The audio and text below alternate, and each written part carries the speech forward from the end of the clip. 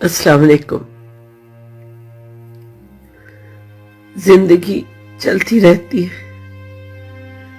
مگر اپنے پیاروں کو کھونا کوئی آسان نہیں۔ ارشد شریف صرف ایک جرنلسٹ نہیں تھا،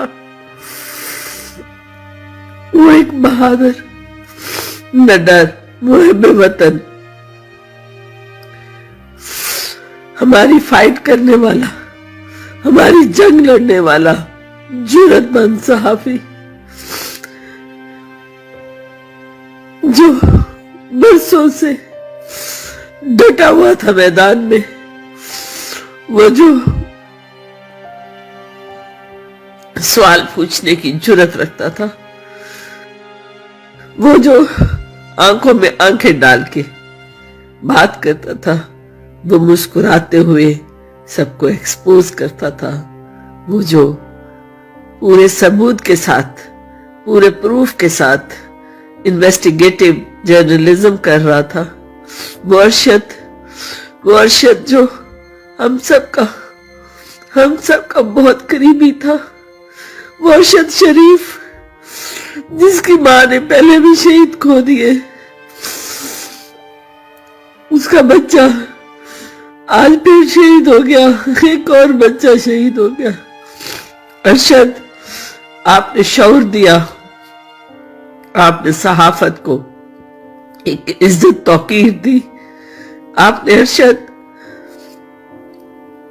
نوجوانوں کو سوال کرنے کا سلیقہ سکھایا، بغیر گالی دیے، بغیر تہمت لگائے، ثبوت کے ساتھ اچھے طریقے سے مافیاز کو ایکسپوز کرنا، ہنستے ہنستے مسکراتے ہوئے بہت ساری باتیں کہہ دینا، اور ہم سب کے دلوں میں، دماغوں میں بہت سارے سوال پیدا کر دینا۔ ارشد، جہاں بھی ہو، جہاں بھی اللہ نے آپ کو رکھا، ہمیشہ ایک شان توقیر کے ساتھ رکھا۔ اللہ آپ کو اپنی رحمتوں میں رکھے، اپنی جنت میں جگہ دے۔ اے اللہ، میں گواہی دیتی ہوں، ارشد ایک نڈر صحافی تھا، وہ بہت بڑی جنگ لڑ رہا تھا۔ میرے اللہ اس کی قربانی کو قبول کیجئے، میرے اللہ ارشد شریف کی قربانی قبول کیجئے۔ وہ وطن کی جنگ لڑ رہا تھا، وطن کی خود مختاری کی، حقیقی آزادی کی جنگ لڑ رہا تھا۔ میرے اللہ وہ حقیقی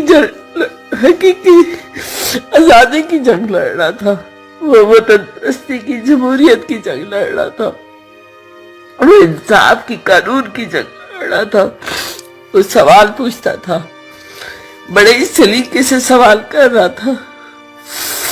میرا ارشد، ہم سب کا ارشد شریف، جو علامت ہے بیداری کی، جو علامت ہے جرأت کی، جو علامت ہے بہادری کی، ارشد کو اللہ کی رحمتوں میں دیا، اللہ کے فضل و کرم میں دے دیا ہم نے۔ اللہ،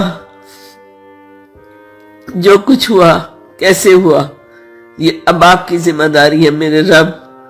آپ نے اس ساری چیزوں کو احاطہ کرنا ہے انشاءاللہ۔ میرے رب، یہ مقدمہ آپ کی عدالت میں، آپ کی عدالت میں، جہاں سے رحمت اور انصاف ہوتا ہے، جہاں سے رحم کی اپیل کی جاتی ہے اور وہاں سے رحم ہوتا ہے۔ میرے مالک، رحم فرما، رحم فرما پاکستان پہ، پاکستان کے فائٹرز پہ رحم فرما۔ میرے اللہ، کرم فرما۔ آمین ثم آمین۔